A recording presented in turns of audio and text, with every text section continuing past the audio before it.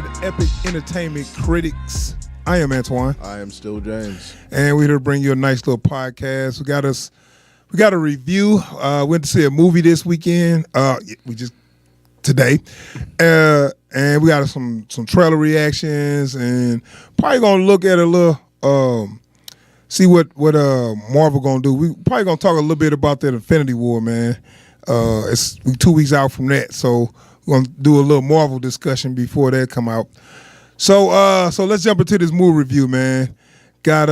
Went to see Rampage, Dwayne "The Rock" Johnson in the huge movie Rampage. So what you think about that movie, man, on the whole? Man, you know what? This has to be the most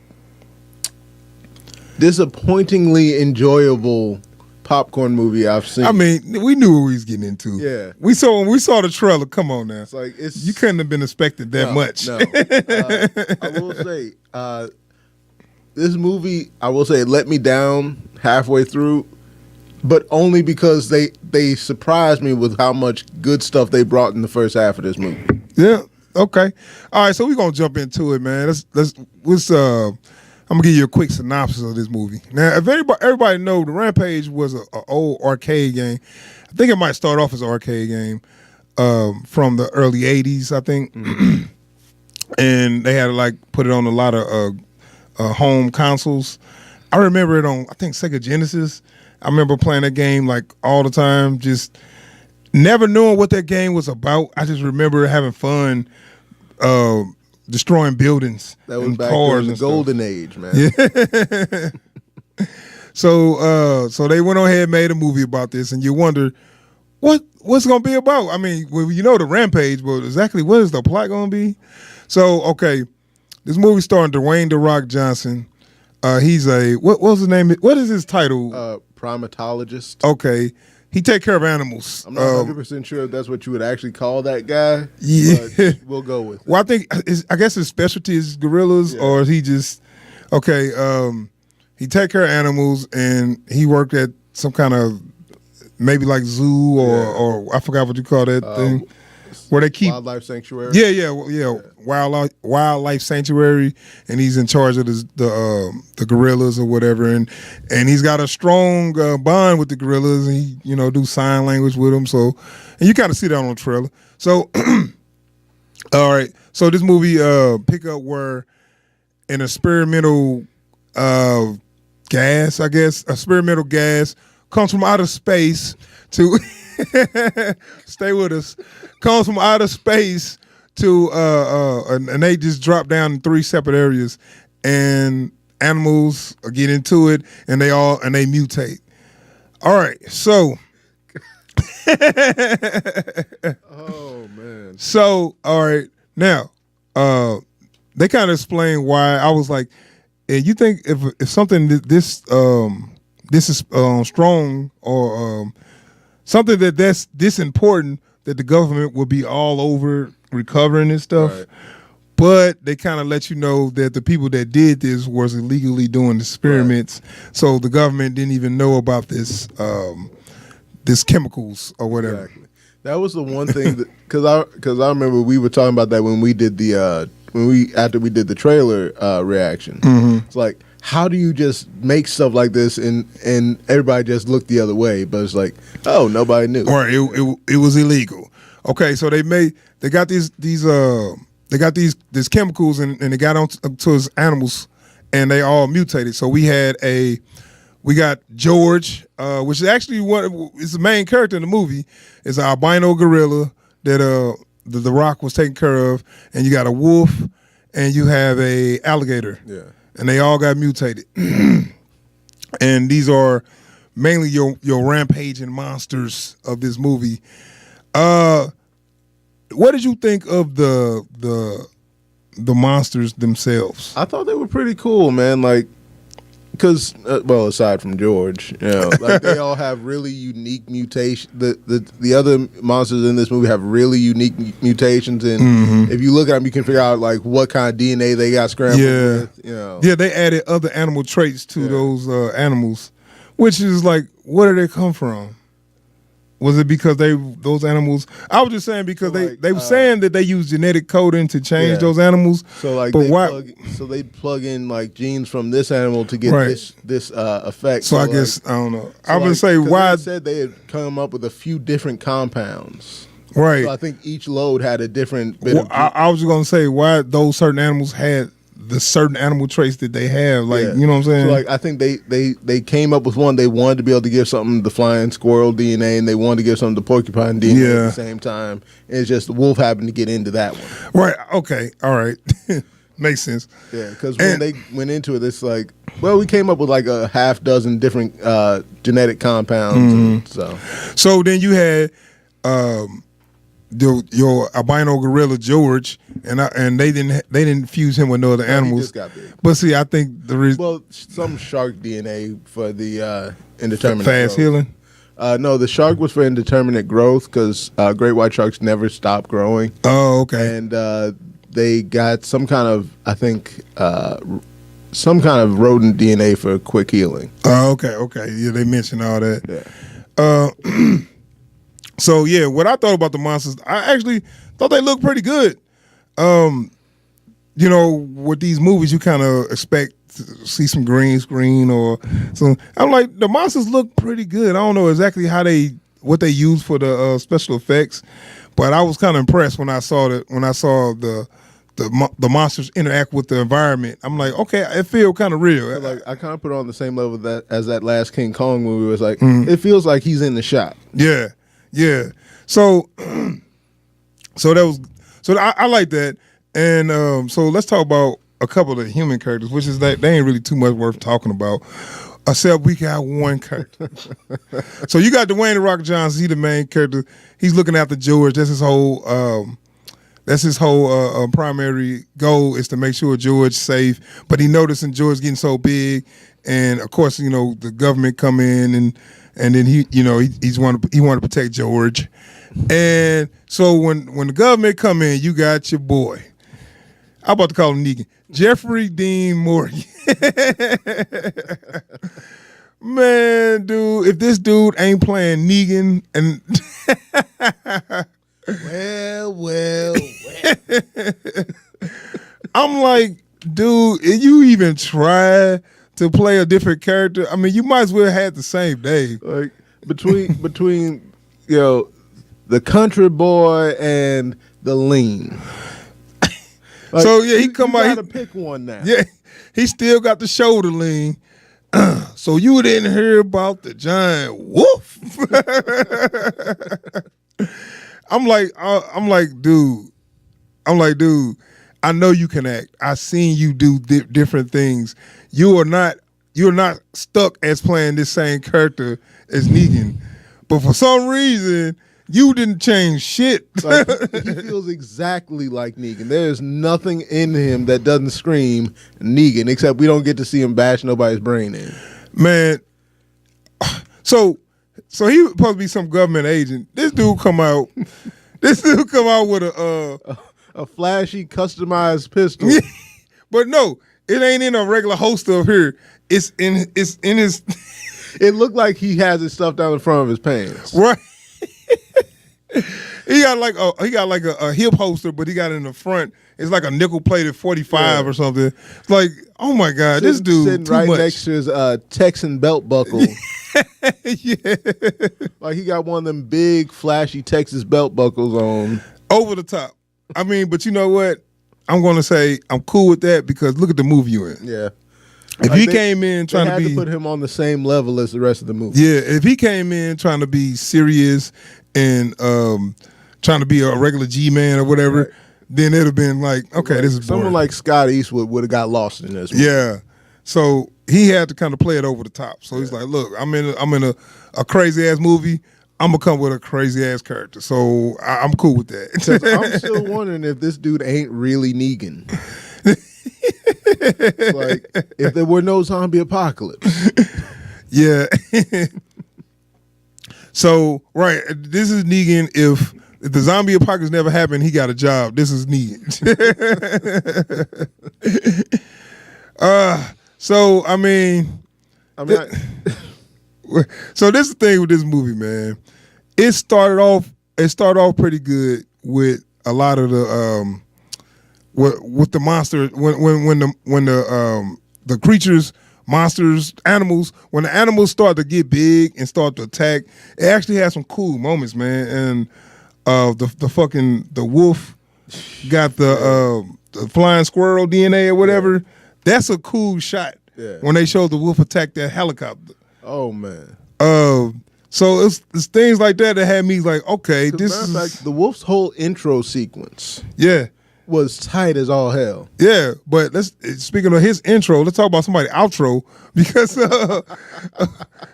Joe, how you say his name? Joe Manganiello. Yeah, they made it seem like he was going to play a big role in this movie, and all he did was just get his ass handed to him in like 5 minutes. Someone else it also had a badass intro. Had a very quick outro. Yeah. Oh yeah, they did give him a bad intro. They had the tracking shot with the do like, hey, here go your customized gun. Yeah, thanks. Load up, get, you know what I'm saying, all that stuff. Yeah. And yeah, like I said, like you said, he had a badass intro and a quick ass outro. So that was some of your characters, man. But see, right here, like I said, it was some cool shots with the creatures, but after that, the movie started to fall apart for me. Is when they start to try to shove in your Hollywood cliche moments. Yeah. And the storyline kind of went beat by beat for a movie like this, where you got the bad, evil doctors, and then you got the good doctor that didn't want the research to get into the wrong hands. Yeah. And, I can't remember the name of the old girl that played the lead villain. What's up? Oh yeah, I don't know their names because I seen them in some other stuff. I can't remember their names because she's played a villain. It was like a brother and sister. Yeah, the Widens. Yeah, it was like a brother and sister had some corporation, brother and sister, and they was just stupid evil. Like, and I've seen her play a villain before, and this is quite possibly one of her worst performances ever. Oh, you think she did bad? Like, she was real unlikable, but I guess that's the role. Like.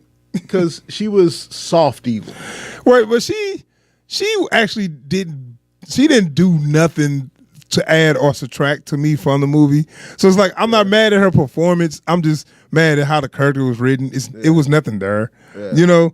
Like they was props. Her coldest moment, she was not on screen for. Yeah, they was real. Oh, you went. Oh, at the beginning, yeah. You either come back with my research, or you don't come back at all. So.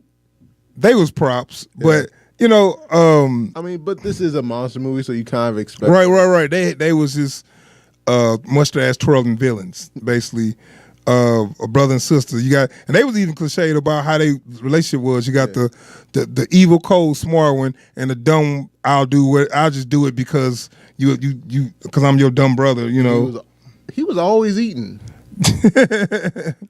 So. All right, you got your villains, and like I said, it was a beat by beat portrayal of this kind of story, where you got the one person that wanted to use something for good, and then other people use it for evil, and then things get out of hand. Then you have and then you have your expert in whatever hookup with the doctor that's trying to stop the stuff. Yep. And the authorities never listen to both of them. Nope. And they always got to break off and do their own thing. They do this all the time in movies like this. I mean, and after a certain point, like, not only does it get old, it gets insulting. And that's where the movies start to fall apart, because they start to fall into that trap of let's do what these kind of movies always do, because the special effects and the set pieces were looking good for us, the action and the stuff there. Then you try to shove in Hollywood popcorn movie drama. Yeah.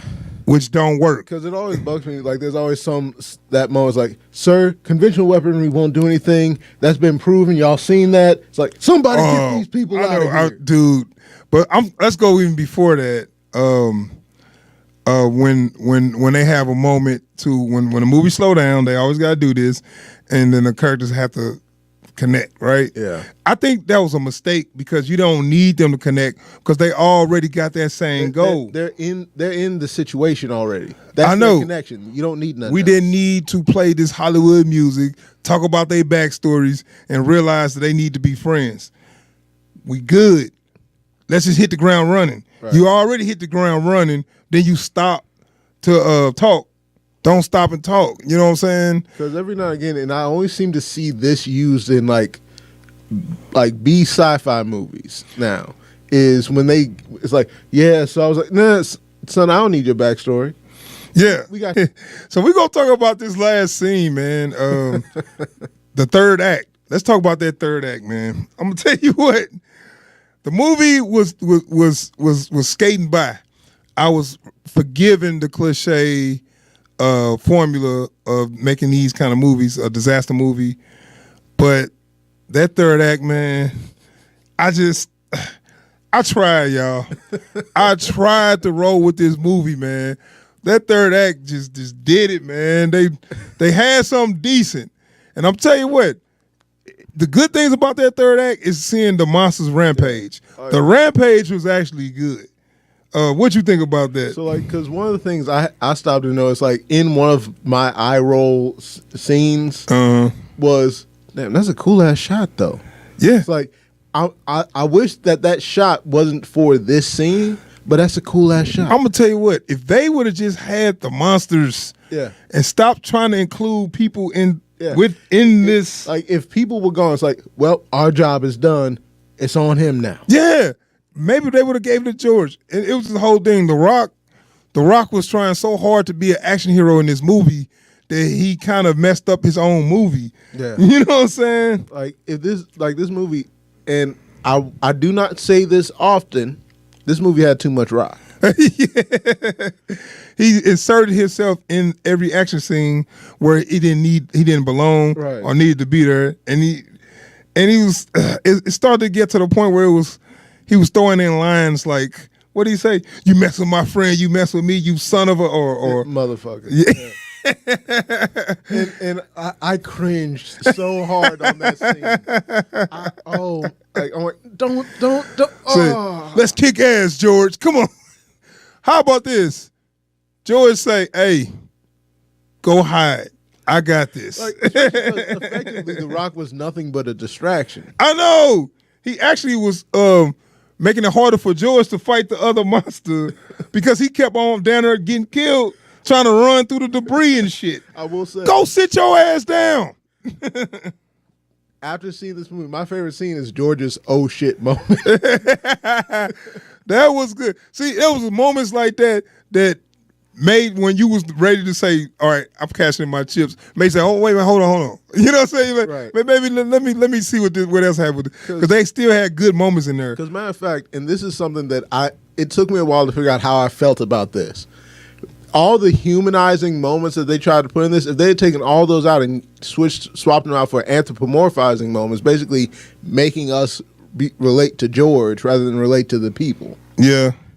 All of his anthropomorphic moments where he's like, oh man, he got a sense of humor.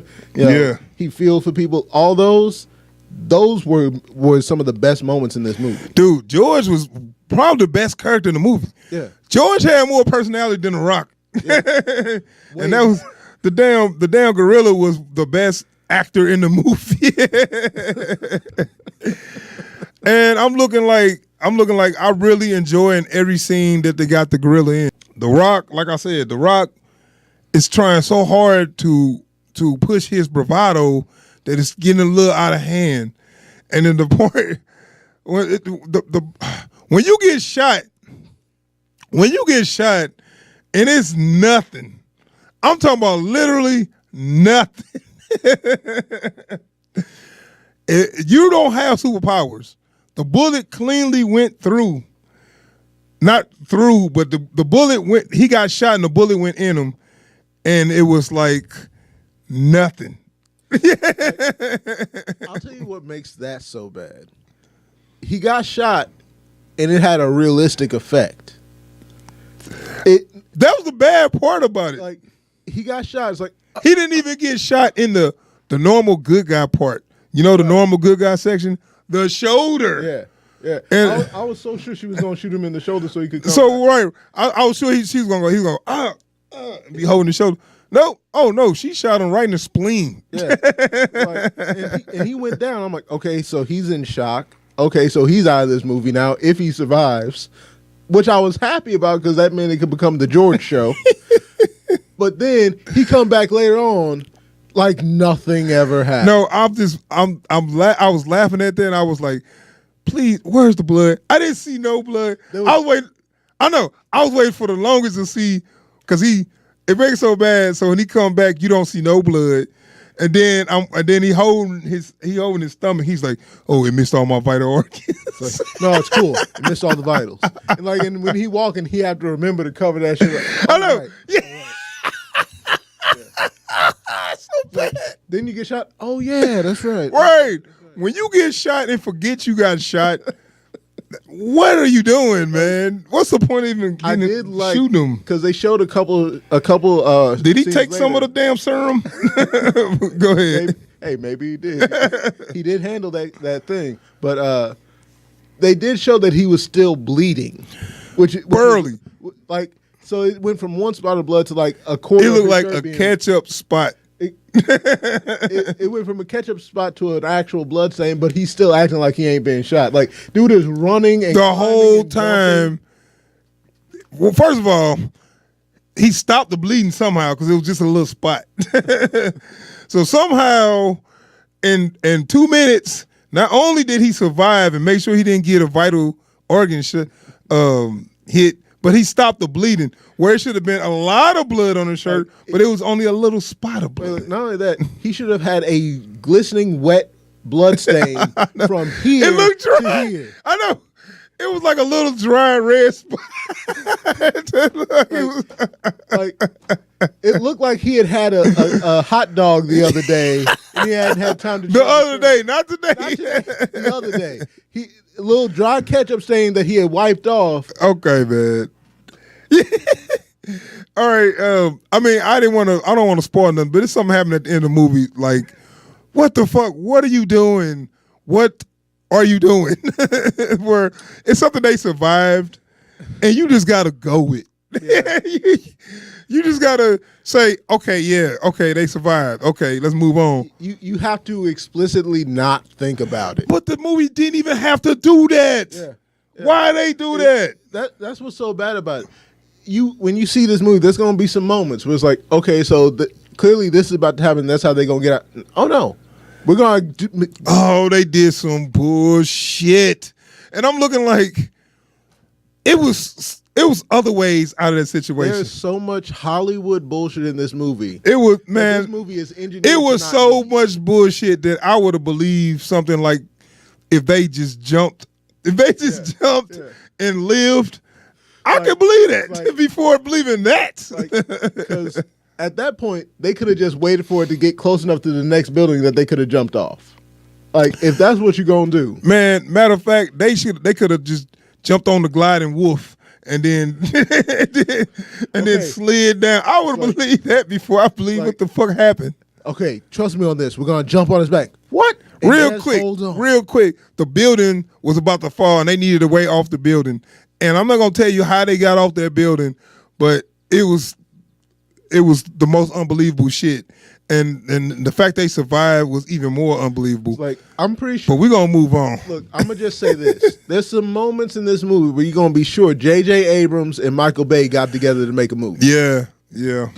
So all right, let's move on, man. I'm gonna give it my rating, dude. This movie. I'm gonna tell you what, man. This movie I had some fun with. I actually had some fun with looking at the monsters attack. Some of the CGI was actually pretty good. All the creature effects look like realistic enough so I can buy it. This was actually happening. So because of the fun I had with it, I am going to give this movie. I'm gonna give it a whack. I'm sorry, it could have been some hot garbage. Okay, right. Gave it. I wanted to give it all right, but the other moments are like, come on, man. If I give it anything above a whack, then I'm just full of shit right now. When I'm focused on the moments I liked, I want to give this an eye, I really do. And then all of that horrible nonsense filters through, and I'm like, the best I can give it, man, is a whack. Like, and not even a high whack. Like, there's some horrible bullshit in this movie. And it's so sad because the good stuff in this movie is really good. Yeah. The monsters, and like I said, George is actually a good character. Yeah. Like, not only is he the best character in the movie, he's one of the best characters I've seen in a movie in a while. But the writing. Oh, the writing. The Rock, man, dude, The Rock tried too hard, actually. Yeah. He actually tried too hard. Let the gorilla do all the heavy lifting, man. Yeah. You just kind of beat her. But no, they had to cut to him saying, "You son of a bitch." You know like, what? Stop, man. Tell you what. If y'all take these B-movie premises y'all been pumping out and putting the Hollywood spin on, just make it like a B-movie with A-level effects. Stop trying to put that shade writing in there. Yeah. And, your Hollywood blockbuster. If they could just make a fun movie without trying too hard to put that writing in there, I can really enjoy it. Because what do you want with a movie like this? Yeah, fun. It's got a fun action. Right. Don't try to give me a backstory on how he found the gorilla. I don't need all that shit. Yeah. It's a low investment premise. So why y'all acting like it's anything but? Yeah. It was still entertaining. It's something you can take your kids and they can have some fun with it. It was a little kid sitting next to me. He looked like he was really enjoying it.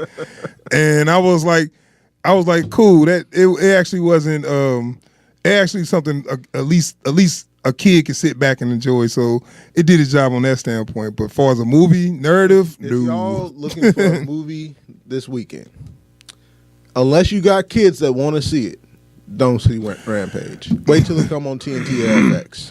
They might have some fun with it though. Don't think of it as a movie. Just have some fun with because I'm telling you, you will have fun with the fight scenes. Yes. The creature fight scenes. It's creative, real creative. Come on YouTube. It's real creative and things that you don't see because other ones you just see monsters bite each other. Yeah. No, they did some stuff with. And they gave each one a fighting style for all their different mutations. That's what's cool. That's what's cool about it. So I'm saying that alone is actually a dope. Yeah. But the movie is a whack. Like I would say, I kind of hope they get a cartoon spinoff, just so they can do like a Creature of the Week deal on that. Let's wrap up. We took way too long on Rampage. All right, so we both give it a whack, man. That's our review on Rampage. It had some fun creature fights, but the movie on the whole was just another whack Hollywood bad movie in The Rock. It's my boy. It's my favorite wrestler when he was wrestling. I still like him as an actor, but don't try so hard next time, man. Just have fun with this.